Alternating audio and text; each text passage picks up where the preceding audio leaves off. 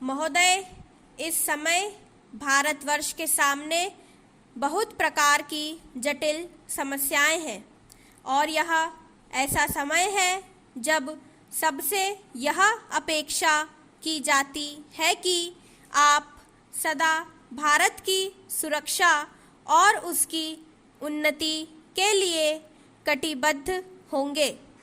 आपको मालूम ही होगा कि जब से यह प्रश्न हमारे सामने आया है कि भाषा के आधार पर देश के विभिन्न भागों का पुनर्गठन किया जाए, तब से देश में बहुत प्रकार के आंदोलन उठ खड़े हुए हैं। सरकार ने नेता की इच्छा और मांग को देखते हुए उसके लिए एक विशेष आयोग नियुक्त किया और यह आशा की जाती थी कि उसकी जो कुछ भी सिफारिशें होंगी वे सबको मान्य होंगी और आपस के मतभेद के लिए कोई स्थान न होगा। इस संबंध में सरकार ने जो भी निर्णय किए उनमें से अधिकांश निर्णय सर्वसम्मति से ही हुए हैं, परंतु दुख की बात है कि एक दो स्थानों पर मतभेदों ने एक ऐसा रूप ले लिया है जो देश के लिए वांछनीय नहीं हो सकता। दुर्भाग्यवश आपका यह क्षेत्र भी उन क्षेत्रों में से एक है।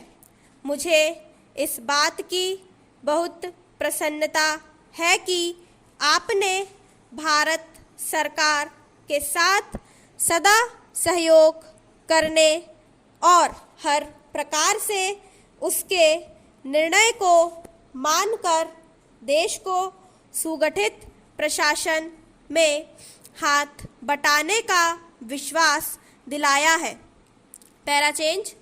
जब किसी देश के सामने बड़े बड़े प्रश्न उपस्थित होते हैं तो उनमें से कुछ बातों पर मतभेद हो जाना स्वाभाविक ही है। इस युग में जब हम सब काम जनता की सम्मति से करना चाहते हैं और हमारी सरकार भी जनता की बनाई हुई है, तब यदि कहीं मतभेद हो जाए तो उसमें उतावलापन करने की कोई गुंजाइश नहीं रहती, क्योंकि विरोध प्रदर्शन करने के लिए आपके पास पर्याप्त समय है। परंतु एक चीज़ जो हम सबको भली भांति जान लेनी चाहिए और जिसके संबंध में किसी प्रकार के मतभेद की गुंजाइश नहीं होनी चाहिए, वह यह है कि चाहे हमारे मतभेद कितने ही अधिक क्यों ना हो, उनको सुलझाने का एक ही उपाय है और वह उपाय यह है कि इस संबंध में निर्णय आपस में बातचीत करके तथा एक दूसरे को समझा बुझाकर किए जाए, डंडों और पत्थरों से नहीं।